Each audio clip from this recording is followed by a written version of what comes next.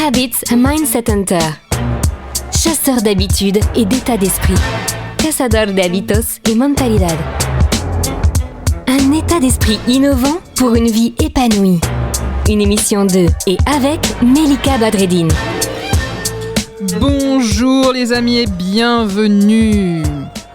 Aujourd'hui, on va parler de la création d'habitudes. Derrière la création d'habitudes, il se cache une méthode, il se cache une stratégie, un objectif, une intention bien entendu. Sauf que souvent, la première fois n'est pas tellement une totale réussite.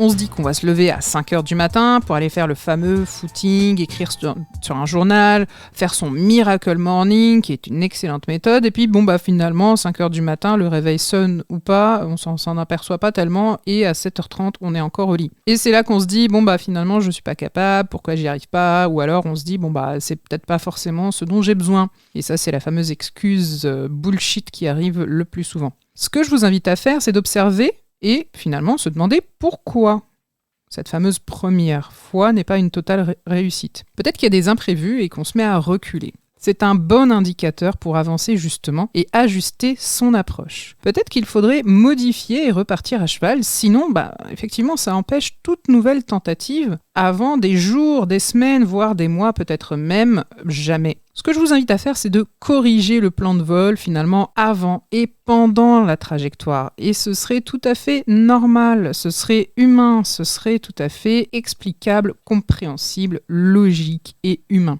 Ce que je vous invite à faire, donc, c'est de voir ce qui ne fonctionne pas. Est-ce que c'est l'horaire ou autre chose? Par exemple, voyons un élément concret. Si on veut écrire un livre et qu'on s'impose un nombre de mots, ou si on veut faire un footing avec une durée bien spécifique, ou si on veut perdre en tour de taille. Notez et observez. Tenez un journal, pourquoi pas, ou notez tout simplement dans l'agenda.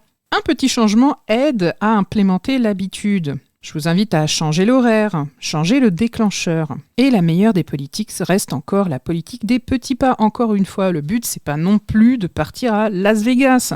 Le but, c'est de faire ce qu'on appelle les petits pas de bébé. Les anglophones appellent ça manger la baleine par petites bouchées ou manger l'éléphant par petites bouchées. Je vous invite à faire ça. Effectivement, si on est face à ça, on se dit non, mais c'est pas possible, c'est impossible, c'est infaisable. Oui, c'est sûr, vu comme ça.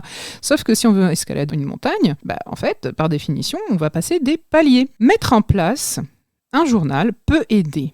Ce qui peut être intéressant aussi, c'est de mettre en place un signal pour changer les choses et apprendre de ses erreurs. Une des méthodes qu'on applique en entrepreneuriat, par exemple, c'est ce qu'on appelle le Lean Startup. C'est-à-dire qu'on va mettre en place quelque chose, une sorte de prototype, un projet. On va tester, on va pivoter, on va recommencer. Et c'est ce qui se passe le plus souvent. C'est ce qui est le plus efficace. Rappelez-vous, quand on était petit, on a appris à manger, on a appris à marcher. Et pour ça, pour marcher, on est tombé un nombre incalculable de fois. On n'est pas tombé 3 fois en se disant « je marcherai jamais ». Forcément, on a testé, on a retenté, on s'est appuyé sur le mur, sur des chaises, on a recommencé, on a mis peut-être les chaussures adéquates aussi, et on a fini par réussir.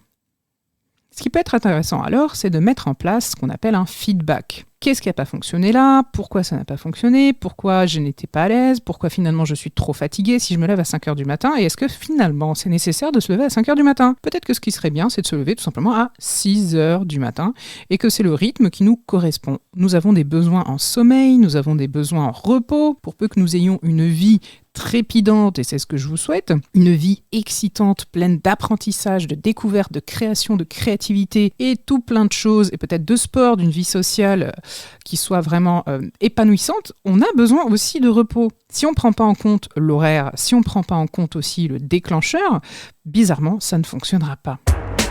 Le bon plan de Melika. Alors, les amis, rappelez-vous, derrière la création d'une habitude, il y a donc une stratégie. À très vite pour de nouvelles aventures d'habitude. Cette émission est maintenant terminée et comme dit Melika, fuck bullshit, love. Retrouvez l'ensemble des podcasts de Melika sur toutes les bonnes plateformes de streaming. Infos, actu, formation, coaching, ouvrages sur melikabadreddine.com.